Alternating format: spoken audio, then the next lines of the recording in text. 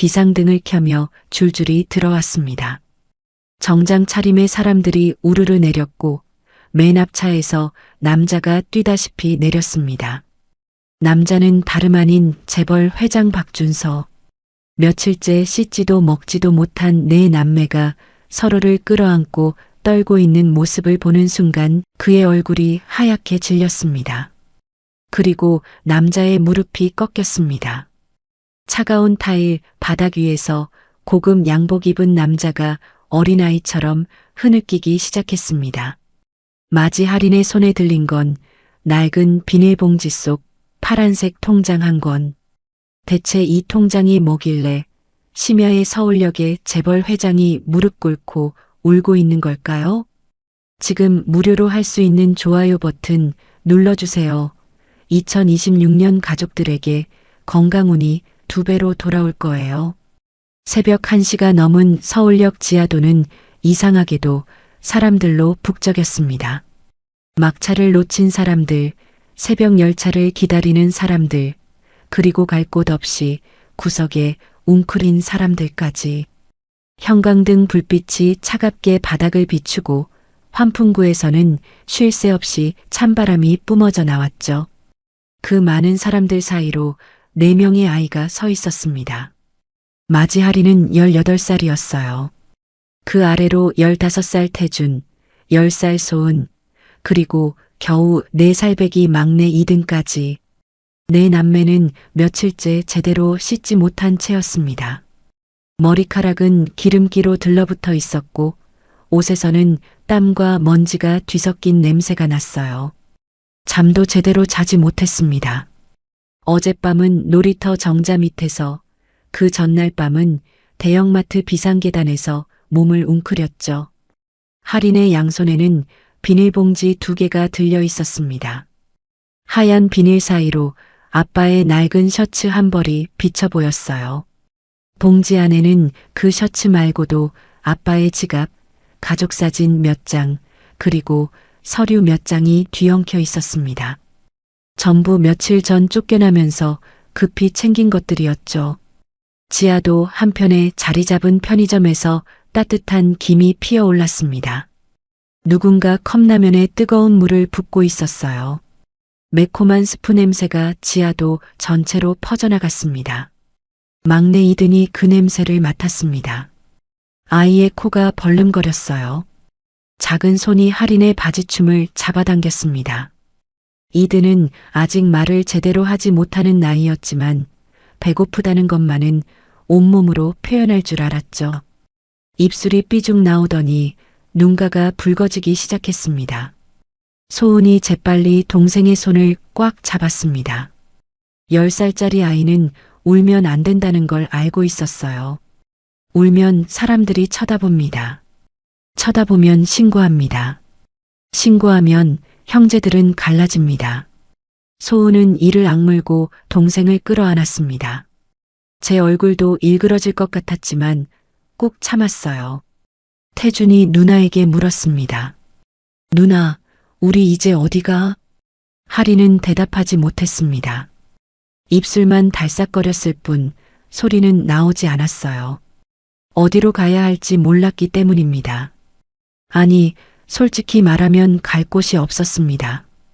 지나가는 사람들의 발소리가 끊임없이 울렸습니다.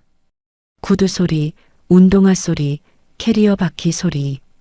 그 많은 소리 속에서 아무도 아이들을 쳐다보지 않았어요. 눈길 한 번 주지 않았습니다. 마치 아이들이 투명인간이라도 된 것처럼. 하리는 일부러 사람들 사이에 섞여 서 있었습니다. 사람이 많은 곳에 있으면 덜 눈에 띈다고 생각했거든요. 구석에 혼자 웅크려 있으면 경비원이 다가옵니다. 경비원이 오면 질문을 합니다. 질문에 제대로 대답하지 못하면 경찰이 옵니다. 경찰. 그 단어만 떠올려도 할인의 등줄기가 서늘해졌습니다. 경찰이 오면 끝입니다. 아동보호 어쩌고 긴급보호 어쩌고 하면서 동생들을 데려갈 겁니다. 각자 다른 시설로, 각자 다른 곳으로. 하리는 그게 가장 무서웠습니다. 내 남매가 흩어지는 것. 아빠가 돌아가시고 나서 할인이 가장 먼저 한 다짐은 단 하나였어요. 동생들과 절대 떨어지지 않겠다는 것. 그게 전부였습니다.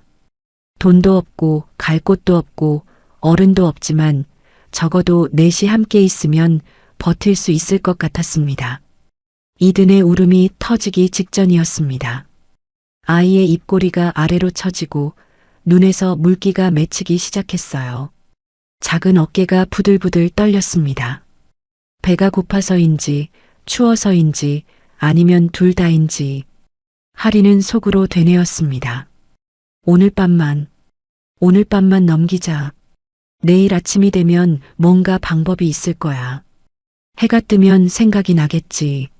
일단 오늘 밤만 버티자. 하지만 몸은 정직했습니다. 할인의 손도 떨리고 있었어요.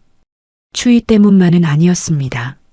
며칠째 제대로 먹지 못한 탓에 손끝에 힘이 없었죠. 비닐봉지 손잡이가 손바닥에 파고들어 자국이 생겼지만 놓을 수가 없었습니다. 이 봉지 안에 아빠가 있으니까. 아빠의 냄새가, 아빠의 흔적이, 아빠의 마지막이 이 안에 있으니까. 태준이 또 물었습니다. 누나, 응, 배고파. 할인은 고개를 끄덕였습니다. 나도 배고파. 소은이도 배고프고 이든이도 배고파. 우리 모두 배고파. 하지만 그 말은 입 밖으로 나오지 않았어요. 편의점 앞에서 라면을 먹던 남자가 국물을 후루룩 들이켰습니다. 그 소리가 유난히 크게 들렸어요. 할인은 고개를 돌렸습니다. 쳐다보면 더 배가 고파집니다. 소은이 이든의 등을 토닥거리고 있었습니다. 동생아, 울지 마. 조금만 참아. 언니가 있잖아. 누나가 있잖아. 오빠도 있고 우리 같이 있잖아. 하지만 이든은 이해하기엔 너무 어렸습니다. 아이는 그냥 배가 고팠고 그냥 추웠고 그냥 무서웠습니다.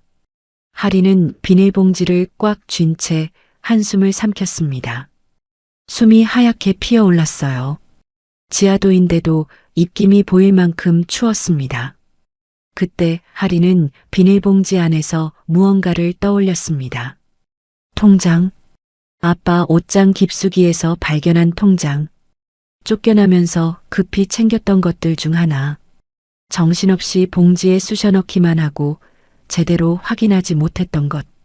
할인은 천천히 봉지 안을 뒤졌습니다. 손끝에 차가운 플라스틱 커버가 닿았어요. 파란색 통장이었습니다.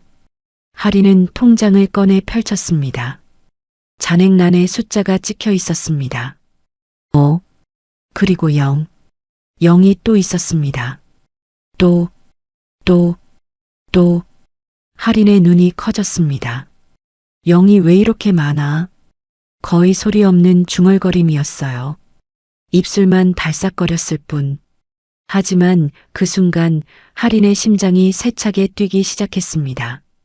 이 돈이 왜 아빠 통장에 있는 거지? 아빠는 맨홀 아래서 일하던 사람이었습니다. 새벽부터 밤늦게까지 땅 밑에서 일하고 몸에서 쇳내가 날 때까지 일하던 사람. 그런 아빠 통장에 이렇게 큰 돈이? 공포가 먼저 왔습니다. 감사보다 안도보다 공포가 먼저. 이 돈 때문에 아빠가 죽은 건 아닐까? 이 돈 때문에 누가 아빠를 노린 건 아닐까? 온갖 무서운 생각이 머릿속을 휘저었어요. 할인은 손을 떨며 통장 첫 장을 넘겼습니다. 그때 접힌 종이 한 장이 떨어졌어요. 사각형으로 작게 접힌 메모지였습니다. 할인은 메모를 펼쳤습니다. 글씨가 적혀 있었습니다. 누군가의 손글씨. 힘들면 형이 다 갚아줄게. 그리고 그 아래 괄호 안에 4자리 숫자가 적혀 있었어요. 비밀번호였습니다. 할인의 머릿속이 하얗게 비었습니다. 형? 아빠한테 형이 있었어? 할인은 아빠의 가족에 대해 아는 게 거의 없었습니다. 아빠는 가족 이야기를 잘하지 않았어요. 어릴 때 물어보면 그냥 웃기만 했고 크고 나서 물어보면 화제를 돌렸습니다. 그래서 하리는 아빠가 천애고아인 줄 알았어요. 형제도 없고 부모도 없는. 그런데 형이 있었던 건가? 그렇다면 왜 장례식에 아무도 오지 않은 걸까? 아빠가 죽었을 때 장례식장은 텅 비어 있었습니다. 계모와 그 남자, 그리고 아이들 넷. 그게 전부였어요. 화환 하나 없었고 조문객 한 명 없었습니다. 아빠의 형이 있었다면 왜 오지 않은 걸까? 태준이 메모를 힐끗 보더니 물었습니다. 누나, 형이 진짜 있으면 우리 좀 살 수 있어? 하리는 대답하지 못했습니다. 모르겠어. 진짜 있는지도 모르겠고, 있다 해도 우리를 도와줄지 모르겠어. 하지만 하리는 메모를 다시 꼭 접어서 통장 사이에 끼워 넣었습니다. 버리지 못했어요. 버릴 수가 없었습니다. 아빠가 이 통장을 옷장 깊숙이 숨겨뒀다는 건 뭔가 의미가 있는 거겠죠. 아빠가 이 메모를 간직하고 있었다는 건 그 형이라는 사람을 완전히 잊지 않았다는 거겠죠. 하리는 통장을 손에 쥔 채 망설였습니다. 이 돈을 써도 될까? 이건 아빠 돈인데. 아빠가 남긴 마지막 돈인데. 하린에게 이 통장은 돈이 아니었습니다. 아빠 그 자체였어요. 아빠의 손때가 묻은 것. 아빠가 매일 만졌을 것. 아빠의 마지막 흔적. 이걸 쓴다는 건 아빠를 조금씩 잃어버리는 것 같았습니다. 그때 이든이 울음을 터뜨렸습니다. 작은 몸이 바닥에 주저앉으며 으앙하고 울기 시작했어요. 참고 참던 울음이 터진 겁니다. 소은이 당황해서 동생을 끌어안았지만 울음은 멈추지 않았습니다. 지나가던 사람 몇 명이 힐끗 쳐다봤어요. 하린의 심장이 쿵쿵거렸습니다. 저기요, 애들이 왜 저래요? 저 애들 부모 어디 갔어요? 누가 이런 말을 꺼내기 전에 빨리 이 상황을 정리해야 했습니다. 하리는 이를 악물었습니다. 오늘만 3만 원. 라면 4개 사고 찜질방 가서 하룻밤 자고. 그것만 하자. 아빠 미안해. 미안해요. 소은이 울먹이며 말했습니다. 언니, 아빠가 우리 살리라고 남긴 거야.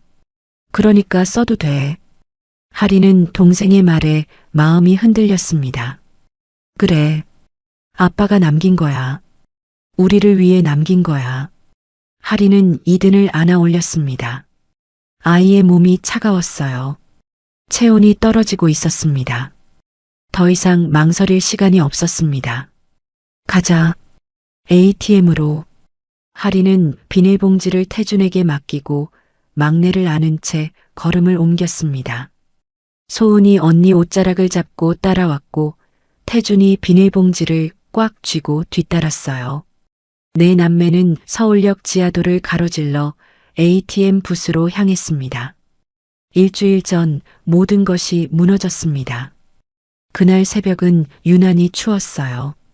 한겨울 새벽 5시, 아직 해가 뜨기 전이었습니다. 도윤은 그 시간에도 맨홀 아래에서 일하고 있었죠. 지하 배관 공사. 차갑고 습한 땅속에서 쪼그려 앉아 파이프를 잇는 일이었습니다. 도윤의 손은 늘 거칠었어요. 손등에는 작은 상처가 끊이지 않았고 손톱 사이에는 씻어도 빠지지 않는 기름때가 끼어 있었습니다. 하리는 아빠의 그 손을 좋아했어요. 투박하지만 따뜻한 손. 그 손이 머리를 쓰다듬어 줄 때면 세상 모든 걱정이 사라지는 것 같았죠. 그런 아빠가 쓰러졌습니다.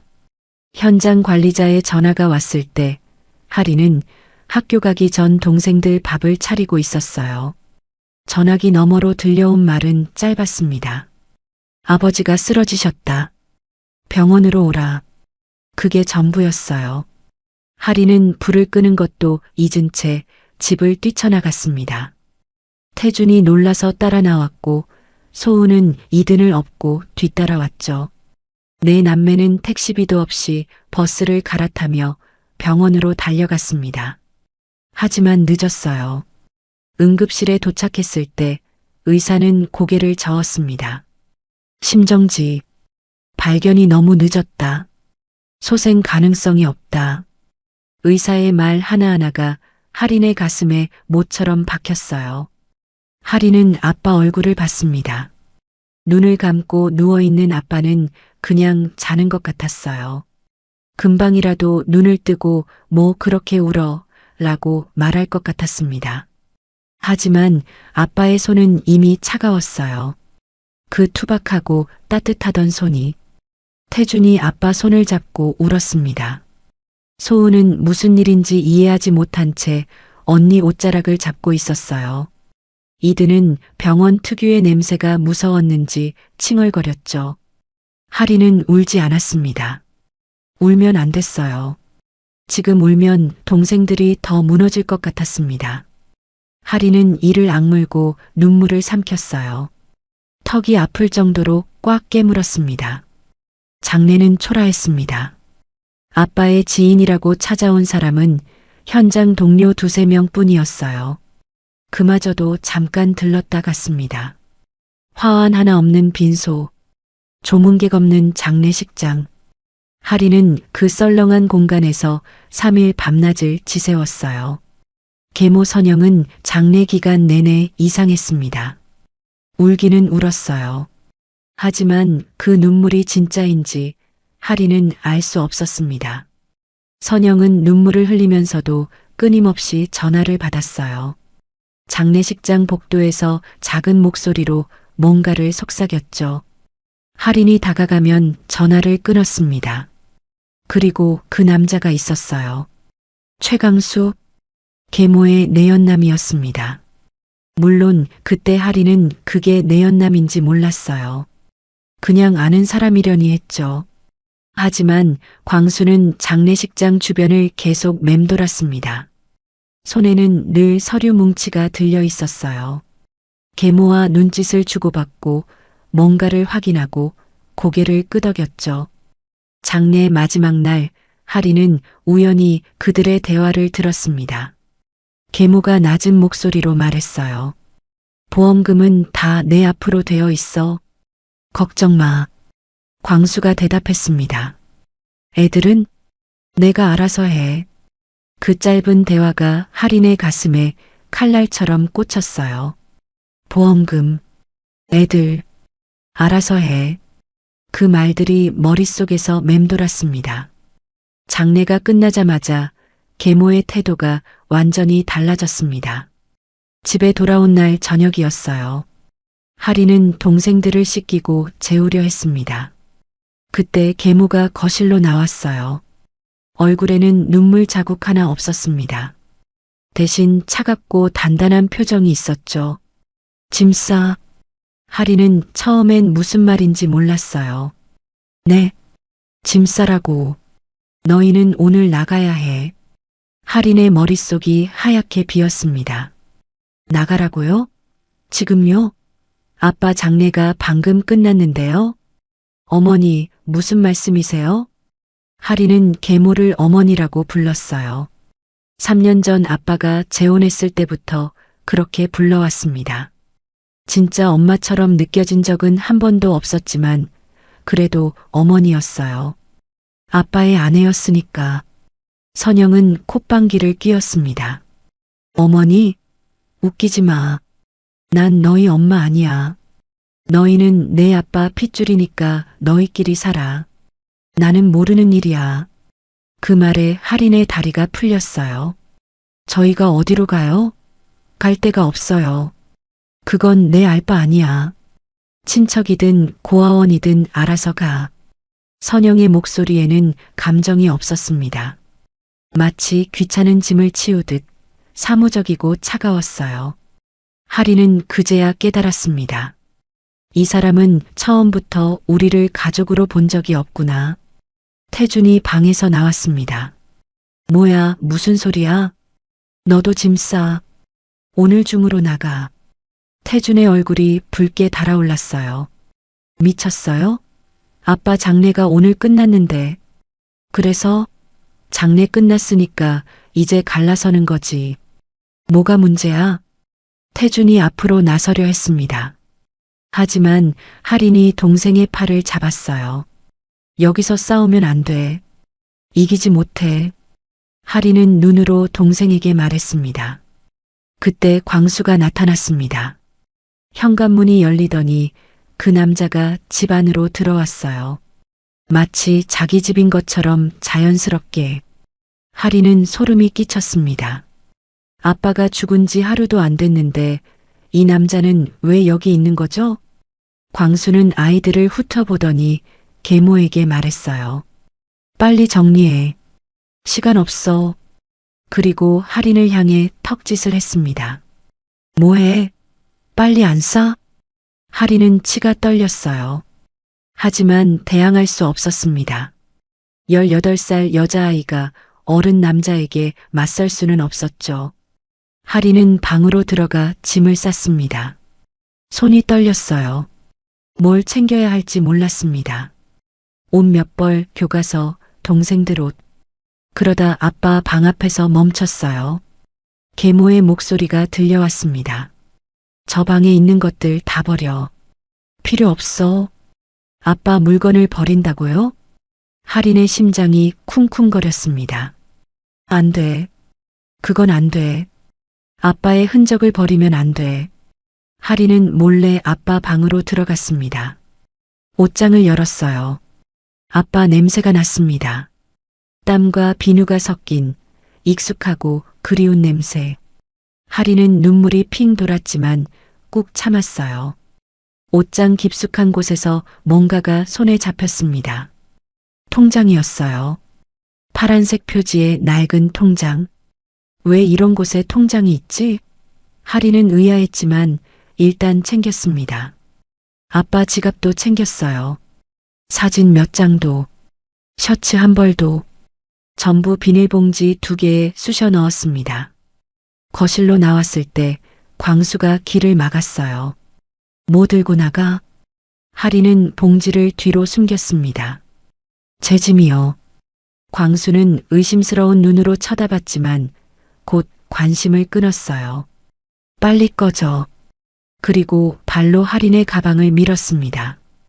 툭 하고 가방이 바닥에 쓰러졌어요. 안에 있던 옷가지가 쏟아졌습니다. 할인은 이를 악물고 옷을 주웠어요. 손이 떨렸습니다. 분노 때문인지 두려움 때문인지 아니면 둘 다인지 태준이 달려왔습니다. 태준아, 됐어. 그냥 나가자. 할인은 동생을 말렸어요. 여기서 싸우면 우리만 다쳐. 일단 나가자. 나가서 생각하자. 소은이 이든의 손을 잡고 나왔습니다. 막내는 무슨 일인지 몰랐어요. 그냥 분위기가 무서워서 언니 치마를 꽉 잡고 있었죠. 내 남매는 현관으로 향했습니다. 문 앞에서 할인이 돌아봤어요. 계모는 팔짱을 끼고 서 있었습니다. 광수는 그 옆에서 비웃는 표정을 짓고 있었죠. 선영이 말했습니다. 다신 오지 마. 오면 경찰 부를 거야. 그 말이 할인의 가슴에 마지막 못을 박았어요. 할인은 대답하지 않았습니다. 고개를 돌리고 문을 나섰어요. 동생들이 뒤따랐습니다. 문이 닫혔습니다. 쿵 하는 소리가 복도에 울렸어요. 그 소리가 유난히 크게 느껴졌습니다. 마치 세상 전체가 문을 닫은 것 같았어요. 할인은 복도에 서서 잠시 움직이지 못했습니다. 손에는 비닐봉지 2개가 들려 있었어요. 아빠의 마지막 흔적들. 이게 전부였습니다. 3년간 살았던 집에서 가져온 건 이 봉지 2개가 전부였어요. 태준이 물었습니다. 누나, 이제 어디가? 할인은 대답하지 못했어요. 어디로 가야 할지 몰랐습니다. 친척은 없었어요. 아빠 쪽으로도 엄마 쪽으로도 연락할 사람이 없었습니다. 소은이 울먹이며 말했어요. 언니 추워. 이든이 칭얼거리기 시작했습니다. 할인은 정신을 차렸어요. 울 시간이 없었습니다. 동생들을 지켜야 했어요. 일단 오늘 밤을 넘겨야 했습니다. 가자. 일단 가자. 하리는 비닐봉지를 꽉 쥐고 걸음을 옮겼습니다. 동생들이 뒤따랐어요. 어디로 가는지도 모른 채 그냥 걸었습니다. 복도 끝에서 엘리베이터가 열렸습니다. 하리는 뒤를 돌아보지 않았어요. 쿵 닫혔던 그 문을 다시 보고 싶지 않았습니다.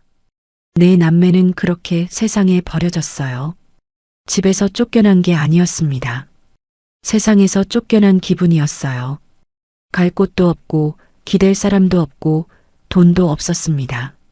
있는 거라곤 비닐봉지 2개와 서로뿐이었죠. 하리는 걸으면서 속으로 다짐했습니다. 뭐가 됐든 동생들은 지킨다. 절대 흩어지지 않는다. 그게 아빠한테 할 수 있는 마지막 약속이었으니까. 서울역 지하도 구석, 사람들 발길이 뜸한 벤치 근처였습니다. 하리는 동생들을 벽 쪽으로 모았어요. 바람이라도 덜 맞게 하려는 거였죠. 태준이 소은과 이든을 감싸고 하리는 그 앞에 서서 지나가는 사람들의 시선을 막았습니다. 이제 뭘 해야 하지? 하린의 머릿속은 하얗게 비어 있었어요. 갈 곳도 없고 돈도 없고 연락할 사람도 없었습니다. 주머니를 뒤져봤지만 나온 건 구겨진 1,000원짜리 한 장뿐이었죠. 1,000원으로 뭘 할 수 있을까? 컵라면 하나도 못 사. 물도 못 사. 하리는 손에 들린 비닐봉지를 내려다봤습니다. 아빠의 유품들. 급하게 챙겨 나온 것들이 봉지 안에서 뒤엉켜 있었어요.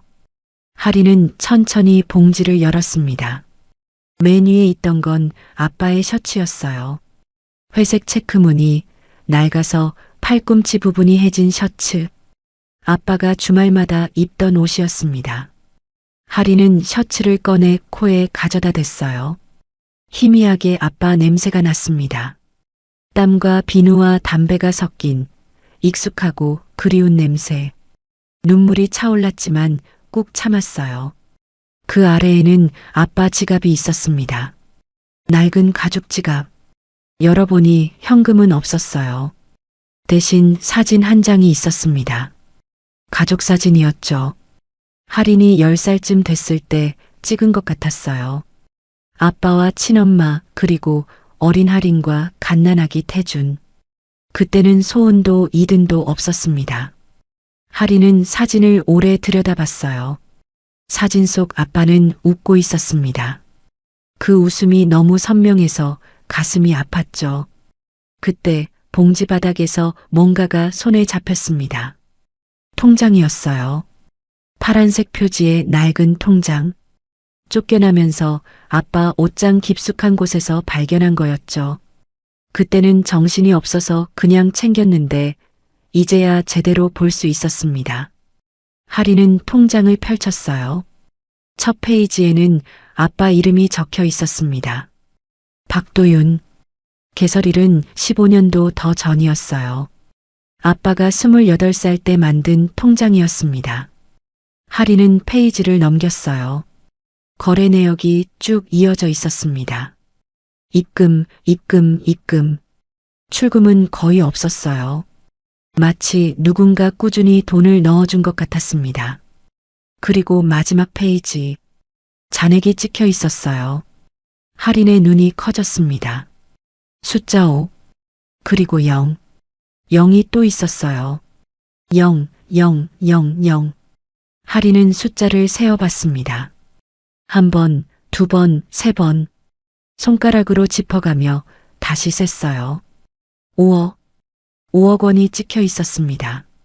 하린의 손이 떨리기 시작했어요. 0이 왜 이렇게 많아? 거의 소리 없는 중얼거림이었습니다. 입술만 달싹거렸을 뿐이에요. 이게 뭐지? 이 돈이 왜 아빠 통장에 있는 거지? 아빠는 맨홀에서 일하던 사람이야.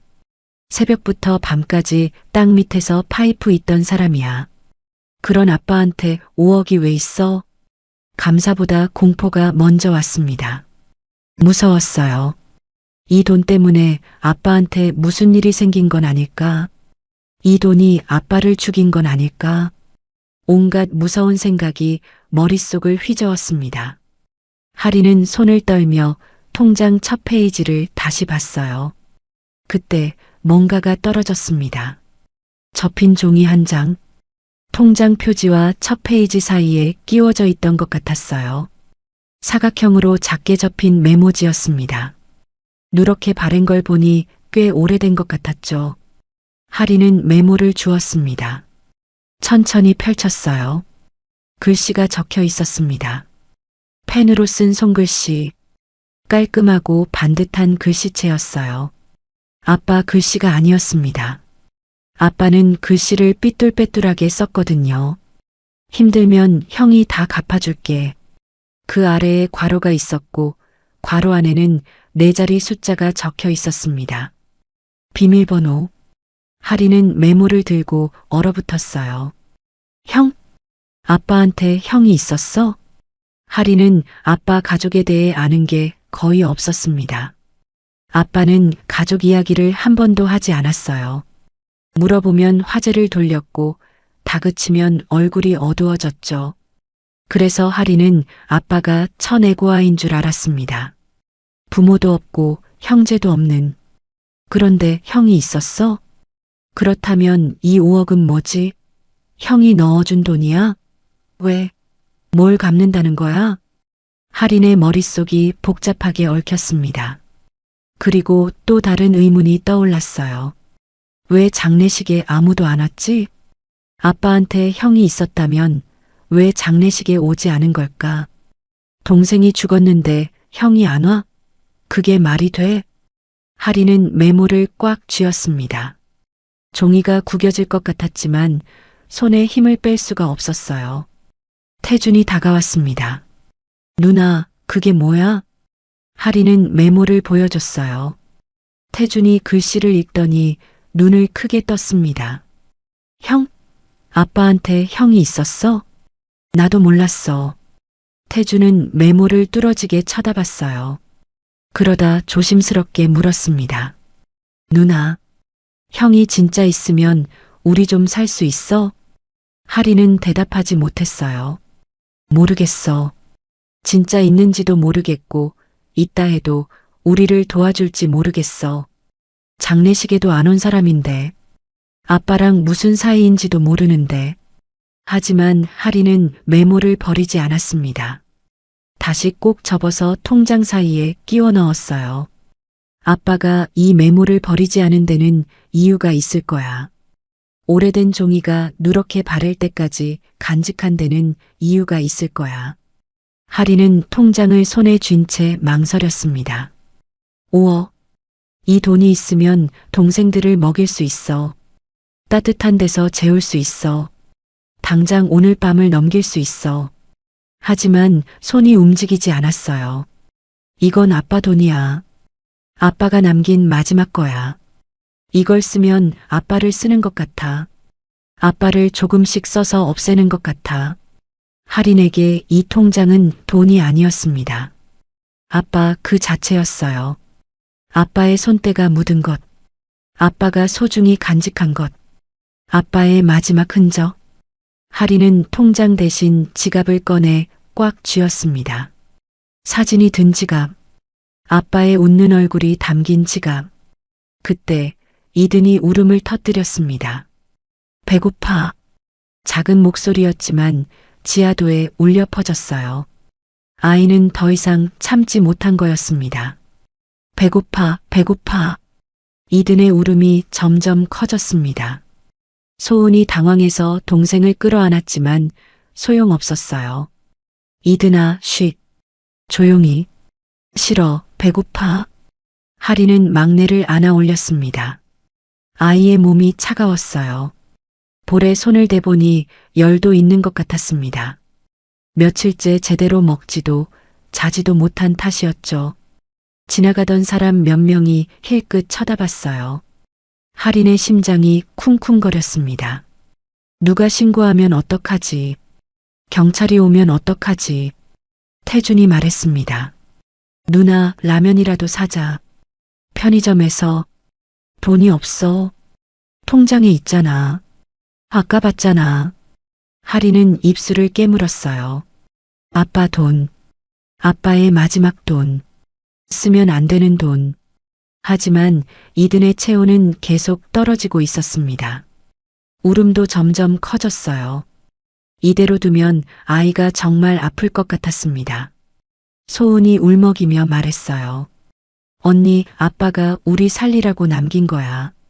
그러니까 써도 돼. 아빠가 괜찮다고 할 거야. 그 말에 할인의 마음이 흔들렸습니다. 아빠가 살리라고 남긴 거야. 아빠는 분명 그랬을 거예요. 돈보다 아이들이 중요하다고. 내가 밥 굶는 꼴은 못 본다고. 아빠는 늘 그랬으니까. 할인은 눈을 질끈 감았습니다. 그리고 속으로 중얼거렸어요. 오늘만 3만 원. 라면 사고 찜질방 가서 하룻밤 자고. 그것만. 최소한만. 아빠 미안해.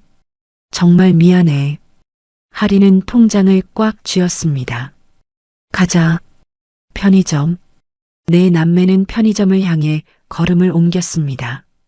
할인의 손에는 통장이, 가슴에는 죄책감이 무겁게 들려 있었어요. 서울역 지하도 편의점은 한밤중에도 환하게 빛나고 있었습니다. 형광등 불빛이 유리창을 통해 쏟아져 나왔어요. 어두운 지하도와 대비되어 그 빛이 유난히 눈부셨습니다. 마치 추운 바다 한가운데 떠있는 등대 같았죠. 하지만 그 따뜻함은 아이들의 것이 아니었어요. 할인은 동생들을 데리고 편의점 앞에 섰습니다. 유리문 너머로 진열대가 보였어요. 삼각김밥이 가지런히 놓여 있었고 샌드위치와 도시락이 냉장고 안에서 빛나고 있었습니다. 과자 봉지들이 알록달록하게 쌓여 있었고 음료수 병들이 줄지어 서 있었죠. 그리고 한쪽 구석에 컵라면 코너가 있었습니다. 뜨거운 물이 담긴 포트에서 김이 모락모락 피어오르고 있었어요. 누군가 방금 라면을 먹었는지 매콤한 국물 냄새가 유리문 틈새로 새어나왔습니다. 이든이 그 냄새를 맡았어요. 아이의 코가 벌름거렸습니다. 작은 손이 유리창을 짚었어요. 손바닥 자국이 유리에 남았습니다. 언니, 저거.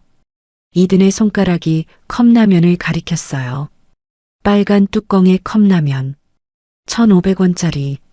할인은 가슴이 쥐어짜이는 것 같았습니다. 컵라면 하나. 고작 1,500원. 동네 슈퍼에서도 쉽게 살 수 있는 것. 그런데 지금 할인에게는 그 1,500원이 없었어요. 할인은 유리문을 밀고 들어갔습니다. 편의점 안은 따뜻했어요. 히터가 천장에서 뜨거운 바람을 내뿜고 있었습니다. 며칠째 추위에 떨던 몸이 스르르 녹는 것 같았죠. 하지만 그 따뜻함이 오히려 서글펐어요. 잠깐이면 다시 나가야 하니까. 할인은 컵라면 코너로 향했습니다. 진열대 앞에 서서 라면을 골랐어요. 가장 싼 것으로 1,200원짜리 작은 컵라면 4개, 그리고 500원짜리 생수 한 병, 4개, 자기 것까지 4개. 할인은 라면을 팔에 안고 계산대로 향했습니다. 계산대 앞에 섰어요. 직원은 20대 초반의 남자였습니다. 졸린 눈으로 핸드폰을 보고 있다가 할인을 힐끗 쳐다봤어요. 그리고 다시 핸드폰으로 시선을 돌렸습니다. 할인은 주머니를 뒤졌어요. 왼쪽 바지 주머니. 아무것도 없었습니다. 오른쪽 바지 주머니. 구겨진 종이 한 장이 나왔어요. 1,000원짜리였습니다. 점퍼 주머니. 빈 껌 포장지뿐이었어요. 안주머니. 손가락 끝에 동전이 닿았습니다. 꺼내보니 100원짜리 2개였어요. 1,200원. 그게 전부였습니다. 컵라면 4개에 4,800원, 생수 500원. 합치면 5,300원이었어요. 손에 있는 건 1,200원. 4,100원이 모자랐습니다. 할인의 손이 떨리기 시작했어요. 어떡하지? 현금이 없어. 카드도 없어.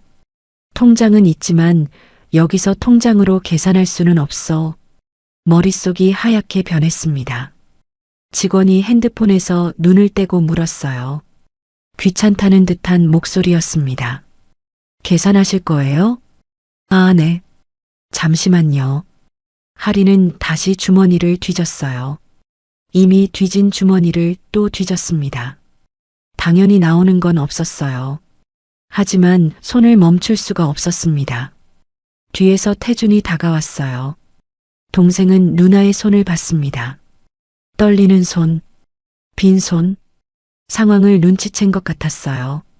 태준의 얼굴이 굳어졌습니다. 태준이 할인의 귀에 대고 속삭였어요. 아주 작은 목소리로 누나 그냥. 할인은 고개를 저었습니다. 안 돼. 태준이 무슨 말을 하려는지 알았어요. 훔치자. 그 말이 나오려는 거였죠. 계산대 직원이 핸드폰 보는 사이에 그냥 나가자. 그런 생각을 하고 있는 거였어요. 할인은 태준의 팔을 잡았습니다. 세게 잡았어요. 절대 안 돼. 눈빛으로 말했습니다. 태준의 눈을 똑바로 쳐다보며 동생들을 범죄자로 만들 수는 없어. 아빠가 그렇게 키우지 않았어. 아무리 배가 고파도 아무리 힘들어도 그건 안 돼. 태준은 입술을 깨물었어요. 억울하다는 표정이었습니다. 하지만 누나 말을 거스르지는 않았어요. 계산대 뒤에 직원이 다시 말했습니다. 이번에는 짜증이 섞인 목소리였어요. 계산 안 하실 거면 비켜주세요. 뒤에 손님 있어요. 할인이 뒤를 돌아봤습니다. 양복 입은 남자가 서 있었어요. 50대쯤 되어 보이는 남자. 손에는 샌드위치와 캔커피가 들려 있었습니다. 남자는 아이들을 위아래로 훑어봤어요. 그리고 인상을 찌푸렸습니다. 마치 더러운 것을 본 것처럼, 마치 귀찮은 것을 만난 것처럼 그 시선이 할인의 가슴에 비수처럼 꽂혔어요. 우리가 뭘 잘못했는데요? 우리는 그냥 배고픈 거예요. 라면 한 그릇 먹고 싶은 것 뿐이에요. 하지만 그 말은 목구멍에서 나오지 않았습니다. 남자는 한숨을 쉬더니 아이들 옆을 비켜 지나갔어요. 일부러 거리를 두는 것처럼, 옷에 뭐가 묻기라도 할까봐 피하는 것처럼. 할인은 고개를 숙였습니다. 그때 소은이 이든의 손을 잡고 다가왔어요. 언니, 이든이 또 울 것 같아. 이든의 눈에 물기가 그렁그렁 맺혀 있었습니다. 입술이 파르르 떨리고 있었어요. 볼은 빨갛게 달아올라 있었고 코에서는 맑은 콧물이 흘러내리고 있었죠. 아이는 한계였어요. 며칠째 굶고 며칠째 얼고 며칠째 제대로 자지 못한 4살짜리가 버틸 수 있는 한계. 이든의 입에서 울음 비슷한 소리가 새어나왔습니다. 안 돼. 여기서 울면 안 돼. 울면 사람들이 쳐다봐. 쳐다보면 수군거려. 수군거리다 신고해. 신고하면 경찰이 와. 경찰이 오면 끝이야. 할인은 재빨리 결정을 내렸어요. 나가자. 할인은 손에 들고 있던 컵라면을 진열대에 내려놓았습니다. 하나, 둘, 셋, 넷. 그리고 생수도. 라면을 내려놓는 손이 떨렸어요. 배에서 꼬르륵 소리가 났습니다. 하지만 어쩔 수 없었어요. 가자. 나가. 할인은 동생들을 데리고 편의점을 나왔습니다. 문이 열리는 순간 찬바람이 얼굴을 때렸어요. 편의점 안의 따뜻함이 순식간에 사라졌습니다. 그리고 컵라면 냄새가 코끝을 스쳤어요. 편의점 앞 벤치에서 누군가 라면을 먹고 있었습니다. 후루룩 후루룩 면을 빨아들이는 소리가 들렸어요. 뜨거운 김이 모락모락 피어올랐습니다. 그 냄새가 아이들을 따라왔어요. 발걸음을 옮길 때마다 냄새가 코를 찔렀습니다.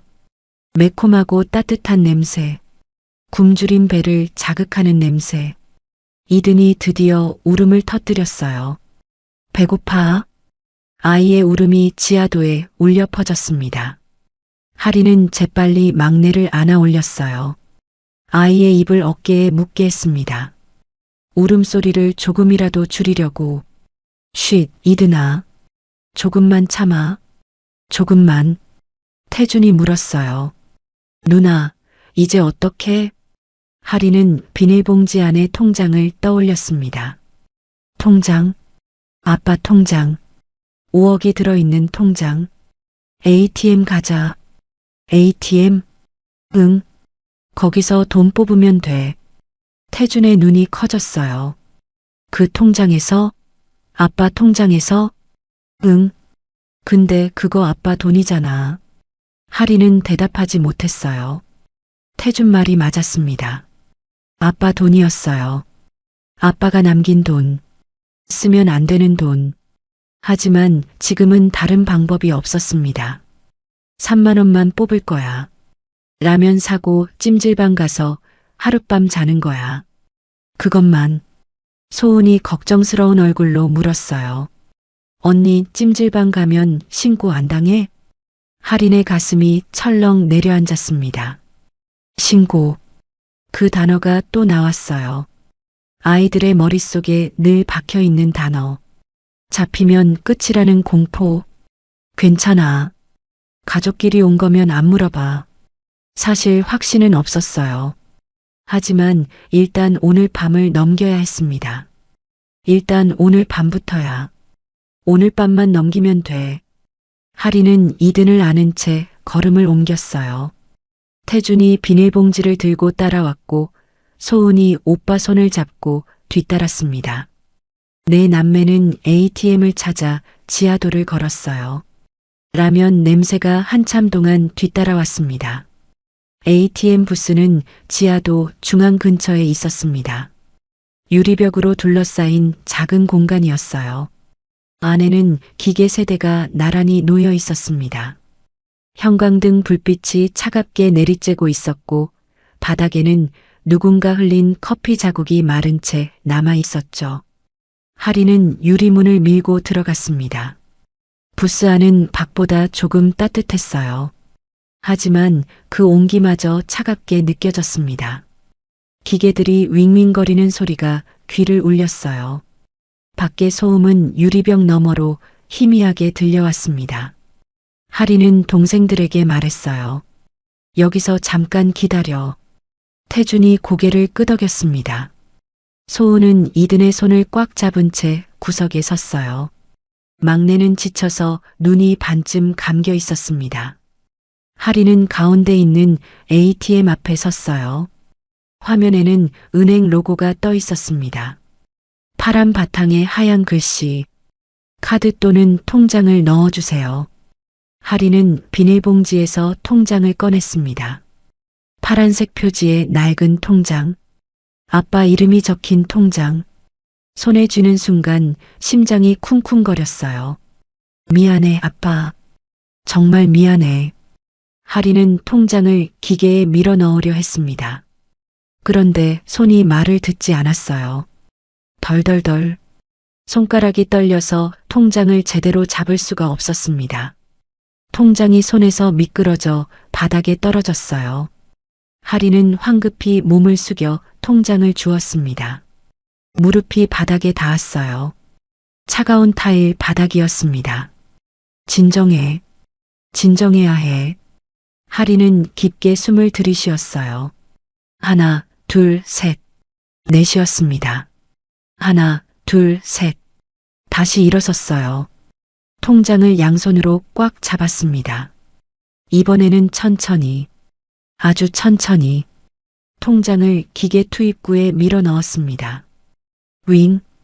기계가 통장을 빨아들였어요. 화면이 바뀌었습니다. 비밀번호를 입력해 주세요. 하리는 주머니에서 메모를 꺼냈어요. 누렇게 바른 작은 종이. 아빠 통장 사이에 끼워져 있던 메모. 힘들면 형이 다 갚아줄게. 그 아래 괄호 안에 숫자가 적혀 있었습니다. 1983. 하리는 숫자판을 봤어요. 0부터 9까지 숫자가 가지런히 놓여 있었습니다. 이를 누르려고 손가락을 뻗었어요. 그런데 손가락이 또 떨렸습니다. 심장이 너무 빨리 뛰고 있었어요. 귀에서 맥박 소리가 들릴 정도였습니다. 손끝에 힘이 들어가지 않았어요. 1. 누르려는 순간 손가락이 옆으로 미끄러졌습니다. 이 버튼을 눌러버렸어요. 아! 하리는 당황했습니다. 취소 버튼을 찾았어요. 하지만 이미 화면에는 다음 숫자를 입력하라는 안내가 떠 있었습니다. 일단 계속 눌러보자. 어차피 첫 번째부터 틀렸으니까 이번은 포기하고 다음에 다시 누르면 돼. 하리는 나머지 숫자를 아무렇게나 눌렀어요. 9, 8, 3. 확인 버튼을 눌렀습니다. 삐익. 날카로운 경고음이 부스 안에 울렸어요. 빨간 글씨가 화면에 떴습니다. 비밀번호가 일치하지 않습니다. 첫 번째 오류입니다. 예상한 결과였어요. 하리는 마음을 다잡았습니다. 괜찮아. 두 번 더 기회가 있어. 다시 비밀번호 입력 화면이 떴어요. 하리는 메모를 코앞에 가져다 댔습니다. 숫자를 또렷이 확인했어요. 1, 9, 8, 3. 이번에는 실수하면 안 돼. 하리는 왼손으로 오른손 손목을 잡았어요. 떨림을 억누르려는 거였습니다. 1. 손가락이 버튼 위에 정확히 놓였는지 눈으로 확인했어요. 맞아. 1 버튼이야. 꾹 눌렀습니다. 9. 또 확인하고 눌렀어요. 8, 3. 하리는 확인 버튼을 누르기 전에 화면을 다시 봤어요. 입력된 숫자가 점 4개로 표시되어 있었습니다. 제대로 들어간 건지 알 수가 없었어요. 제발. 확인 버튼을 눌렀습니다. 화면이 멈췄어요. 처리 중이라는 문구가 떴습니다. 1초, 2초, 3초.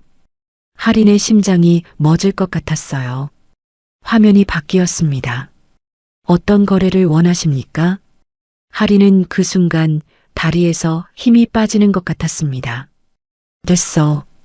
비밀번호가 맞았어. 하린은 재빨리 출금 버튼을 눌렀어요. 출금 금액을 입력해 주세요. 하린의 손가락이 숫자판 위를 맴돌았습니다. 얼마를 뽑지? 통장에는 5억이 들어 있었어요. 어마어마한 돈이었습니다. 그 돈이면 몇 년은 걱정 없이 살 수 있었죠. 하지만 하리는 큰 돈을 뽑을 생각이 없었어요. 이건 아빠 돈이야. 내 돈이 아니야. 최소한만 쓸 거야. 하리는 숫자를 입력했습니다. 3만 원. 라면 사고 찜질방 가서 하룻밤 자면 그 정도면 충분했어요. 오늘 밤만 넘기면 돼. 내일은 또 생각하면 돼. 확인 버튼을 눌렀습니다. 화면에 뭔가가 떴어요. 거래가 지연되고 있습니다. 잠시만 기다려주세요. 하리는 고개를 갸웃거렸어요. 지연? 왜? 화면은 계속 같은 문구만 보여졌습니다. 지연되고 있습니다. 기다려주세요. 5초, 10초, 15초. 하린의 불안이 커졌어요. 뭔가 잘못된 건가? 왜 이렇게 오래 걸리지? 20초, 25초, 30초. 하린은 참을 수가 없었습니다. 화면을 터치했어요. 반응이 없었습니다. 확인 버튼을 다시 눌렀어요. 그러자 화면이 바뀌었습니다.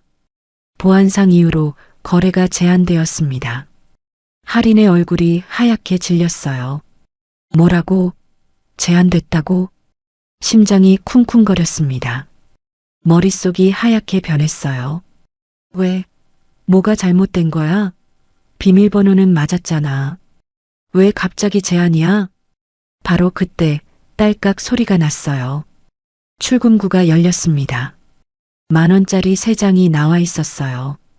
하리는 재빨리 지폐를 집었습니다. 손에 꽉 쥐었어요. 3만 원. 겨우 3만 원이지만 지금은 그게 전부였습니다. 그런데 화면에는 여전히 보안 제한 메시지가 떠 있었어요. 이 계좌는 추가 거래가 제한됩니다. 자세한 내용은 고객센터로 문의해 주세요. 하리는 불안했습니다. 통장이 막힌 건가? 왜? 3만 원밖에 안 뽑았는데? 통장을 빼려고 버튼을 눌렀어요. 윙 소리가 나더니 통장이 튀어나왔습니다. 하리는 통장을 낚아채서 주머니에 쑤셔 넣었어요. 부스 밖으로 나왔습니다. 태준이 달려왔어요. 누나, 됐어? 응, 나왔어. 하리는 손에 쥔 지폐를 보여줬습니다. 10,000원짜리 3장.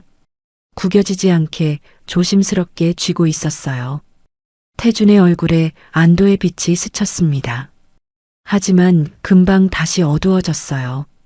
근데 누나, 아까 기계에서 뭔가 삐소리 났어. 밖에서도 들렸어.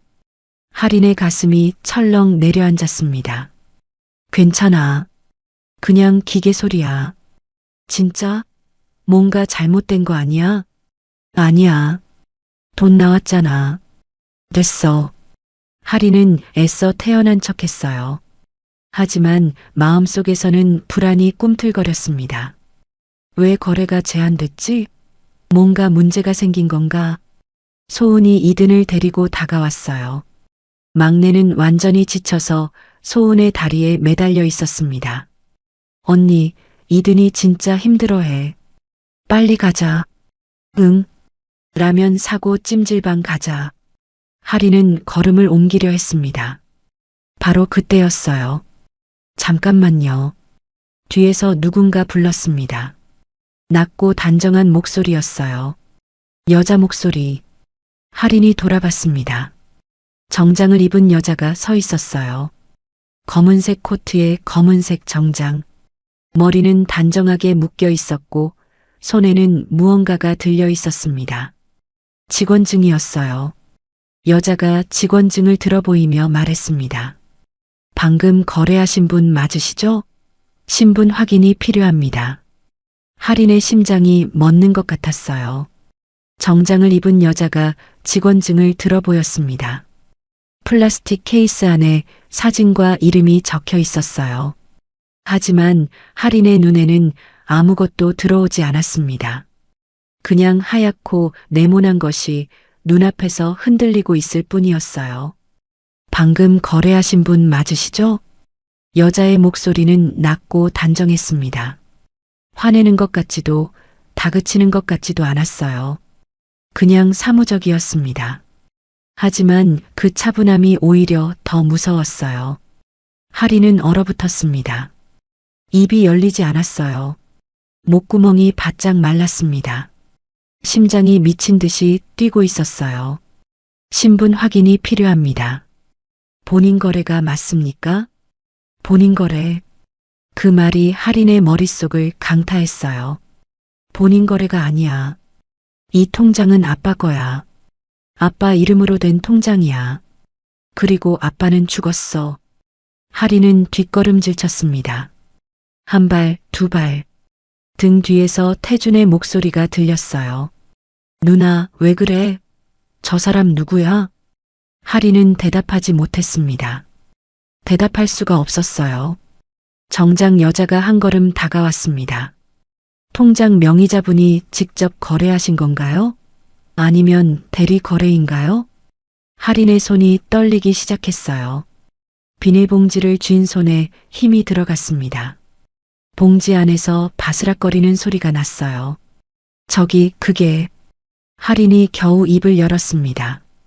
하지만 말이 제대로 나오지 않았어요. 통장 명의자분은 어디 계시죠? 죽었어요.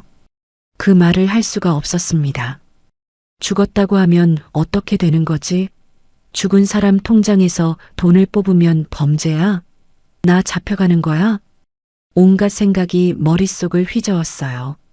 정작 여자가 또 물었습니다. 혹시 보호자분 연락처 있으세요? 보호자. 그 단어가 하린의 가슴에 비수처럼 꽂혔어요. 보호자가 없어요. 아빠는 죽었고 엄마는 오래전에 돌아가셨고 계모는 우리를 버렸어요. 보호자 같은 거 없어요. 하리는 고개를 저었습니다. 없어요. 없다고요? 여자의 눈썹이 살짝 올라갔어요. 그리고 하린을 위아래로 훑어봤습니다. 때 묻은 옷, 기름진 머리카락, 창백한 얼굴. 그 뒤에 서 있는 3명의 아이들. 여자의 표정이 미묘하게 변했어요. 혹시 미성년자세요? 하리는 대답하지 못했습니다. 여자가 다시 물었어요. 지금 보호자 없이 혼자 거래하신 건가요? 미성년자. 보호자 없이 혼자. 그 단어들이 하린의 귀에 박혔습니다. 이 사람이 경찰 부르면 어떡하지? 아동보호 어쩌고 하면서 우리 데려가면 어떡하지? 동생들이랑 헤어지면 어떡하지? 하린의 호흡이 가빠졌어요. 태준이 앞으로 나섰습니다. 누나한테 왜 그래요? 우리 누나가 뭘 잘못했는데요? 15살 소년이 주먹을 불끈 쥐고 있었어요. 어깨는 잔뜩 긴장해 있었고 눈에는 두려움과 분노가 뒤섞여 있었습니다. 정작 여자가 태준을 봤어요. 진정하세요. 저는 그냥 확인하러 온 거예요. 확인이요? 뭘 확인해요? 이 계좌에서 이상 거래가 감지됐어요. 오랫동안 사용하지 않던 계좌에서 갑자기 심야에 거래가 발생했거든요.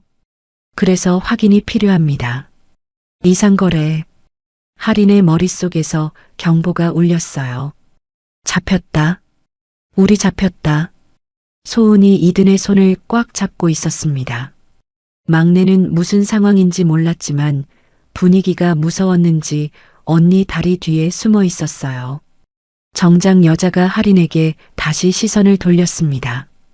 이 통장 본인 명의에 맞으세요? 하린은 고개를 저었어요. 거짓말을 할 수가 없었습니다. 아니요. 그럼 누구 통장이죠? 아빠요. 아버지요? 아버지는 지금 어디 계세요? 하린의 입술이 떨렸어요. 말해야 해. 말해야 하는데 입이 열리지 않아. 아빠는요? 하린의 목소리가 갈라졌습니다. 돌아가셨어요. 정작 여자의 표정이 굳어졌어요. 잠시 침묵이 흘렀습니다. 지하도의 소음이 멀게 느껴졌어요. 환풍구 돌아가는 소리, 먼 곳에서 들리는 발소리, 안내방송. 그 모든 소리가 아득했습니다. 여자가 천천히 말했어요. 돌아가셨다고요? 네. 언제요? 일주일 전이요. 여자는 잠시 하린을 바라봤습니다. 그리고 뒤에 서 있는 아이들을 봤어요. 태준, 소은, 이든. 4명의 아이들. 지금 보호자가 아무도 없는 건가요? 하린은 고개를 끄덕였어요. 여자의 눈빛이 달라졌습니다. 사무적이던 표정에 뭔가 다른 감정이 스쳤어요. 동정인지 걱정인지 아니면 당혹감인지. 잠깐만요. 여자가 뒤로 돌아섰습니다. 귀에 뭔가를 대고 작은 목소리로 말하기 시작했어요. 무전기 같은 것인지 이어폰 같은 것인지 하린은 알 수 없었습니다. 하린은 그 틈에 동생들을 뒤로 밀었어요. 얘들아, 조용히 해. 누나, 우리 어떡해?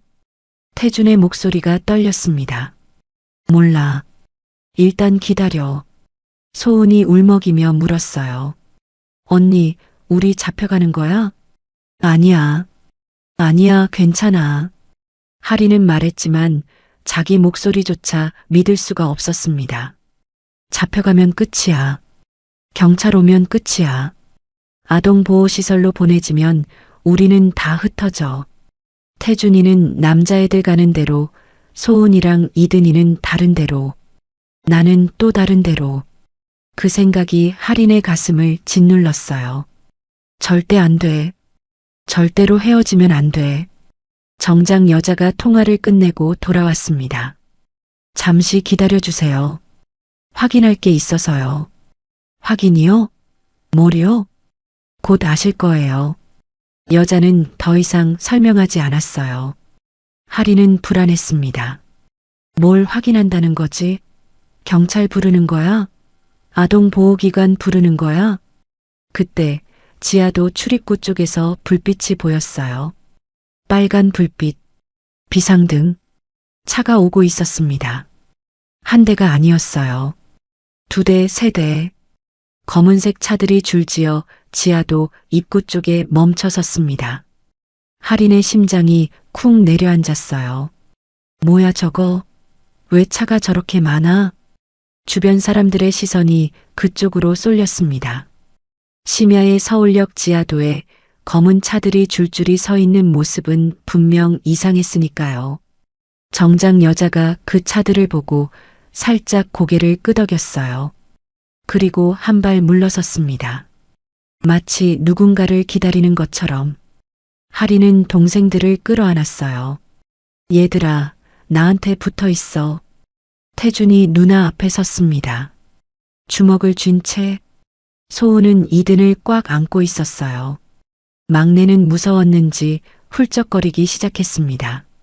검은 차 중 맨 앞에 있던 차의 문이 열렸어요. 누군가 내렸습니다. 키가 큰 남자였어요. 검은 코트를 입고 있었습니다.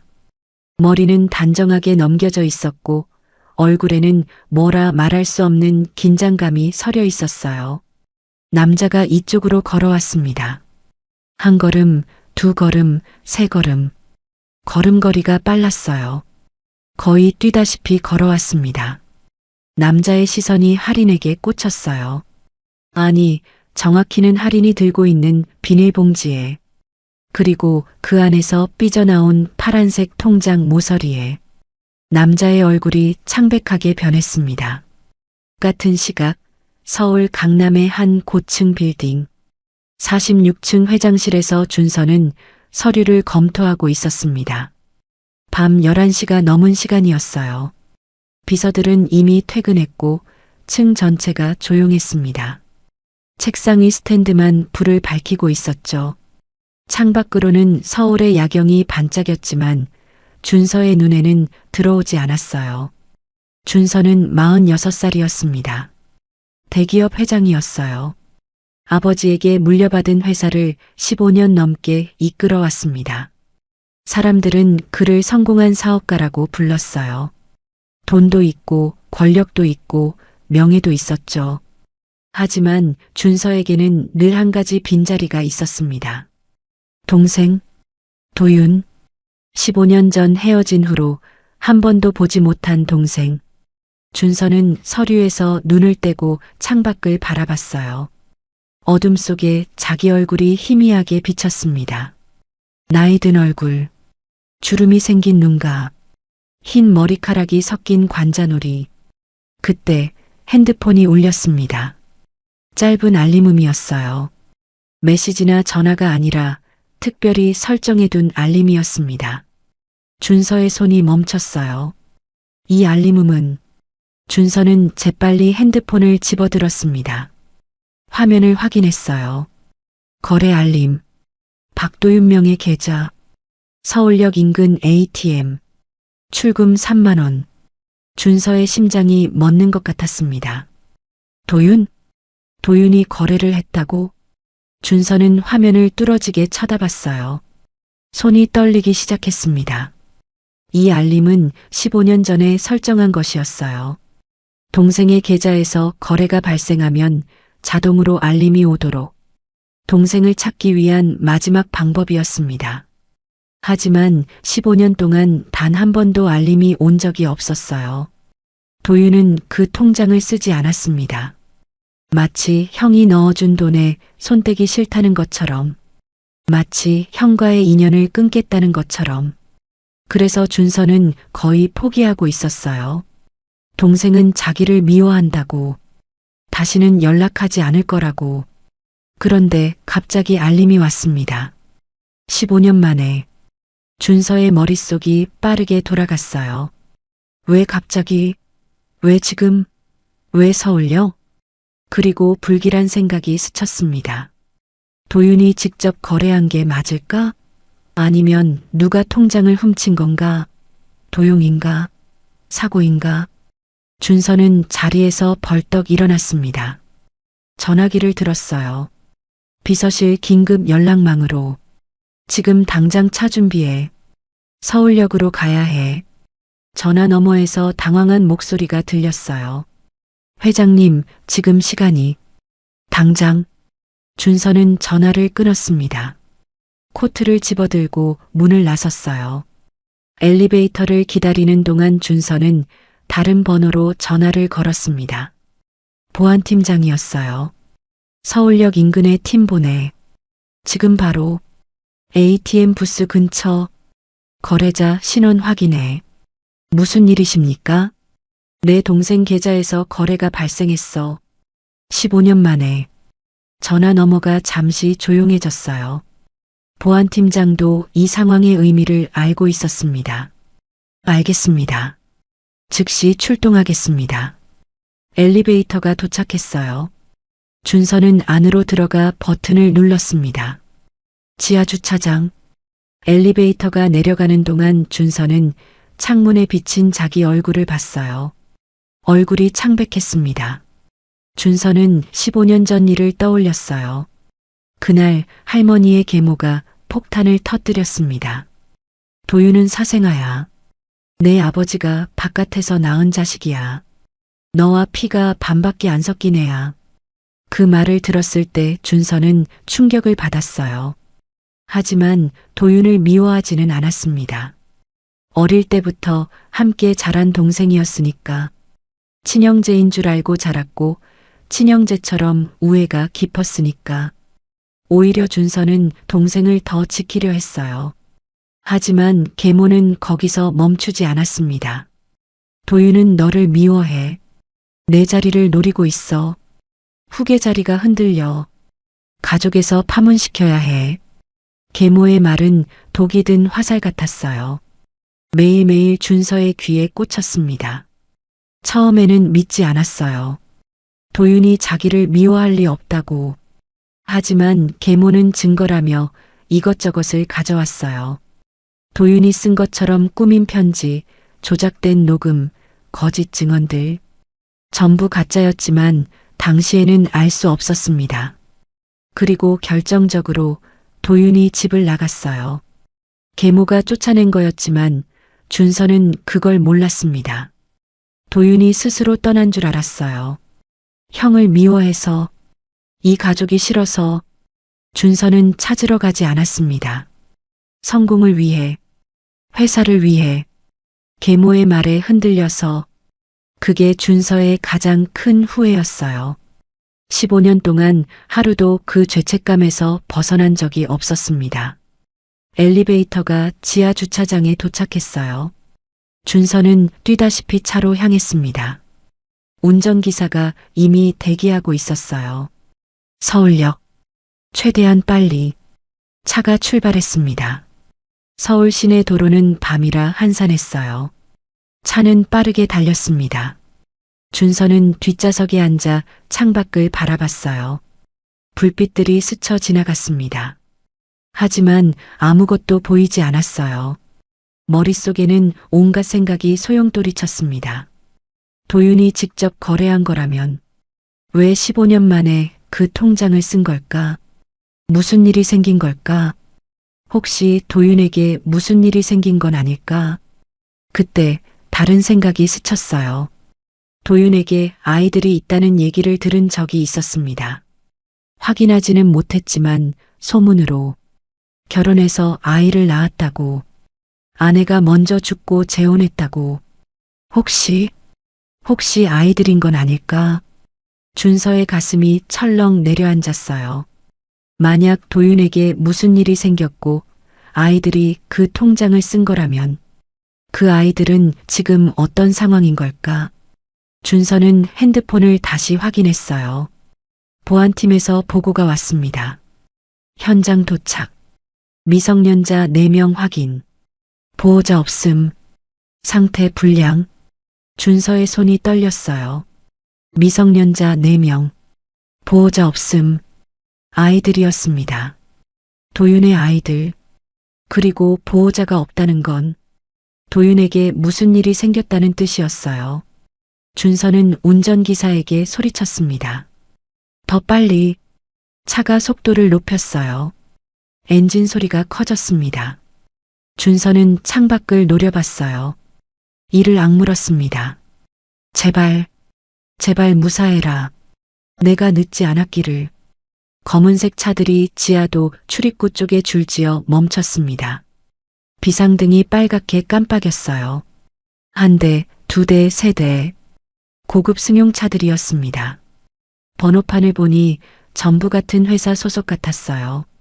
지하도를 지나던 사람들이 걸음을 멈추고 쳐다봤습니다. 심야에 이런 차들이 줄지어 서 있는 건 분명 평범한 광경이 아니었으니까요. 하리는 동생들을 끌어안았어요. 뭐지 저건? 왜 갑자기 차가 저렇게 많이 와? 심장이 미친 듯이 뛰었습니다. 다리가 후들거렸어요. 도망치고 싶었지만 다리가 말을 듣지 않았습니다. 소은이 언니 옷을 꽉 잡았어요. 언니 무서워. 괜찮아. 언니가 있어.